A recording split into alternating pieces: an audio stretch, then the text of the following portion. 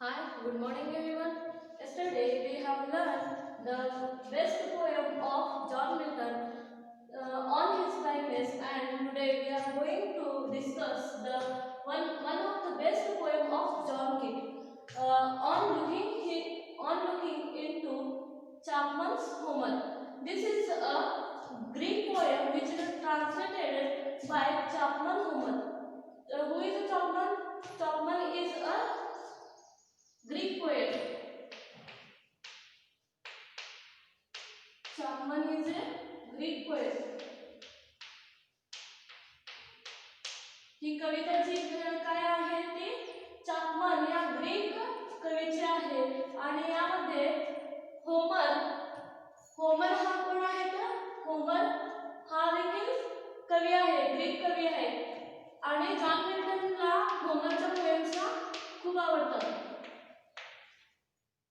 On first looking into Chapman Homer, which is written by John Keats. John कीटने ही कविता compose केलेली आहे. तसेच ही कविता 1795 मध्ये कंपोज केली गेलेली आहे किंवा राईट केलेली गेलेली आहे.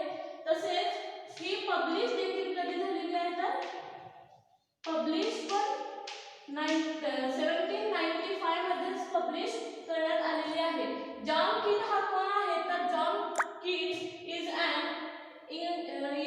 English romantic poet. आता हा जॉन कीट कोण आहे तर इंग्लिश रोमॅन्टिक पोएट आहे.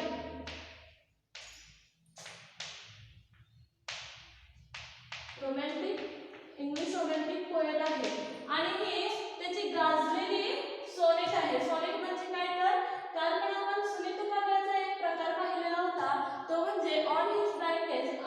आणि आज आपण आणखीन एक जॉन कीटचा पाहत आहोत किंवा कविता पाहत आहोत, ती पण काय आहे तर सॉनेट आहे.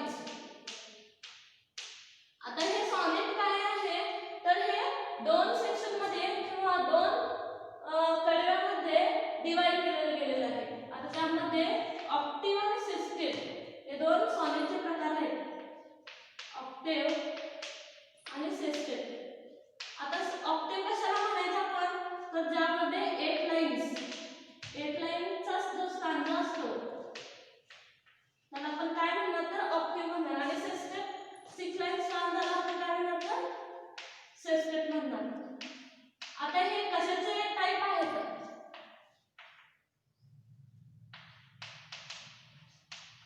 आता हे दोन्ही कशाचे टाइप आहेत तर सॉनेटचे टाइप आहेत. आता सॉनेट मध्ये पण आणखी भाग आहेत. सॉनेटचे काय आणखी प्रकार आहेत, त्यामध्ये पेट्रार्कल सोनेट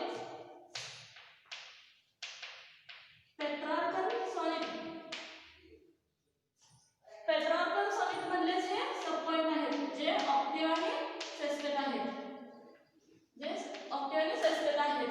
आता आपण on first looking into Chapman's Homer ही पोएम काय आहे हे पाहणार आहोत. तर ही पोएम जॉन कीट या रोमॅन्टिक पोएमने कंपोज केलेली आहे. तर जॉन कीटचा जन्म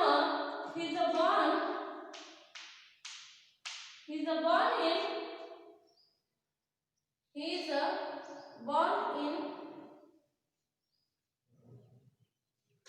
1795. Sorry,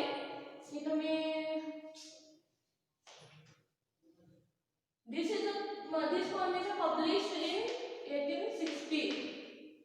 1860 मध्ये काय केलेली आहे ही पोएम पब्लिश करण्यात आलेली आहे.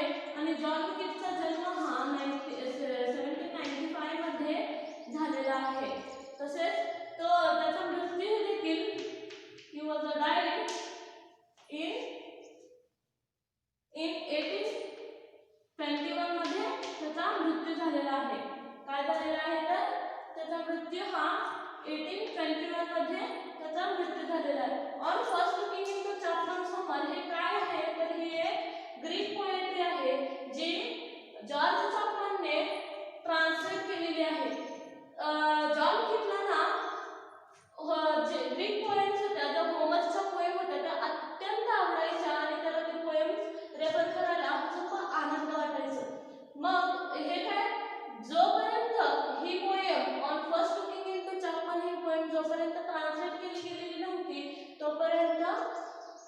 जॉन कीटने ती वाचलेली नव्हती आणि जेव्हा तो वाचला, जेव्हा तो ती पोएम रीड केला, त्यानंतर जे त्याला एक्साइटमेंट वाटली किंवा जो त्याला आनंद भेटला किंवा उत्साह भेटला, तो उत्साह त्याने या पोएमच्या अंतर्गत काय केलेला आहे तर स्पष्ट केलेला आहे.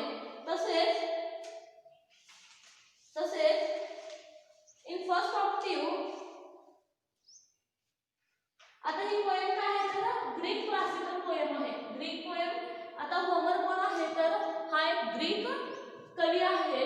तर त्याची पोएम ही ट्रान्सलेट केली गेलेली आहे. कोणी ट्रान्सलेट केलं तर चॅपमॅनना. ही जॉर्ज चॅपमॅनने जो इलिझाबेथन एज किंवा त्या पिरियड मधला म्हणजे 1595 ते 1659 च्या एज मधला जो कवी आहे जॉर्ज चॅपमन, हा कोण आहे तर इलिझाबेथन पिरियड मधला एक वेल पब्लिश पोएट आहे. तर त्याने जी पोएट कंपोज केलेली आहे ती पोएम होमर ही पोएम काय केलेली गेलेली आहे तर ग्रीक पोएम ट्रान्सलेट केली गेलेली आहे आणि ती जॉन कीट वाचत आहे. आणि ती जी पोएम तो वाचतो त्यानंतर जो त्याला एक्सपिरियन्स वाटतो, जो त्याला आनंद भेटतो, तो आनंद हा त्याला खूप महत्त्वाचा वाटतो आणि तो जो या कवितेच्या अंतर्गत त्याने फिलिंग केलेली आहे ती फिलिंग त्याला आधीच्या कोणत्याच लिटरेचरमध्ये भेटलेली नाही. आता आपण ऑक्टेव पाहणार आहोत. तर या पोएममध्ये किती लाईन्स आहेत तर 14 लाईन्स आहेत. 14 लाईन्स ज्या पोएममध्ये असतात त्याला आपण काय म्हणतो तर पेट्रार्कन सॉनेट किंवा सॉनेट असं म्हणतो. आता सॉनेटमध्ये पेट्रार्कन सॉनेटचे 2 भाग येतात, त्यामध्ये ऑक्टेव आणि सेस्टेट. आता यामध्ये आता पहिल्या 1 ते 8 लाईन्स मध्ये काय घडते ते आपण या कवितेच्या सहाय्याने पाहणार आहोत. Now we will read the poems and we will analyze it. In his octave, Keats expresses his experience and literally pleasures. आता आपण ह्या पोएम मध्ये रायमी स्कीम दिली गेलेली आहे. रायमी स्कीम काय आहे, या पोएमची रायमी स्कीम काय आहे तर ए बी